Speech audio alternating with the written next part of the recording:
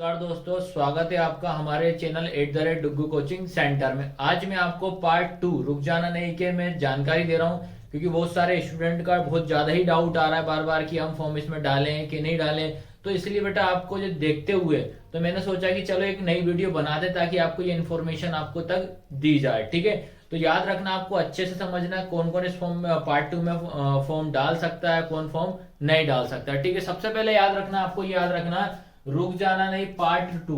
ठीक है, रुक जाना नहीं पार्ट 2 में पहला याद रखना, जो भी अगर छात्र हैं, ठीक है, वो पार्ट 1 में, ठीक है, क्या बोला मैंने, पार्ट 1 में अगर बेटा आपने फॉर्म नहीं डाला है तो आप पार्ट 2 का फॉर्म डाल सकते हो। याद रखना, जो भी छात्र है अगर उसने क्या करा, पार्ट 1 का फॉर्म नहीं डाला है तो बेटा आप पार्ट 2 का फॉर्म आप डायरेक्ट डाल सकते हो। ठीक है, सेकंड चीज याद रखना, जो भी छात्र है कक्षा 12वीं का, ठीक है, अगर आपका सप्लीमेंट्री में आप फेल हो तो याद रखना, जिस सब्जेक्ट में आप फेल हो, सप्लीमेंट्री में भी अगर आप फेल हो गए हो तो भी बेटा आप पार्ट 2 का फॉर्म डाल सकते हो। ठीक है, ये होगा सेकंड पॉइंट।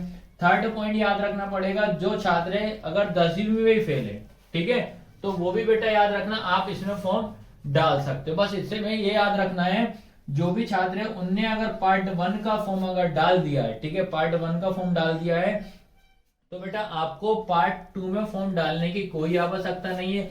बस आपको इस चीज का ध्यान रखना पड़ेगा, आपको जो टाइम टेबल आपका जारी होगा, ठीक है, टाइम टेबल जब आपका जारी होगा पार्ट 2 का, तो उससे पहले पहले याद रखें, जो पुराना वाला आपका एडमिट कार्ड है उससे ही आपका नया एडमिट कार्ड निकल जाएगा। ठीक है, तो पार्ट 1 वाले को पार्ट 2 फॉर्म डालने की कोई जरूरत नहीं है। ठीक है, इसमें याद रखना, लेकिन फिर भी इसमें आपको डेट याद रखना पड़ेगा, क्या है, 31 अक्टूबर याद रखना।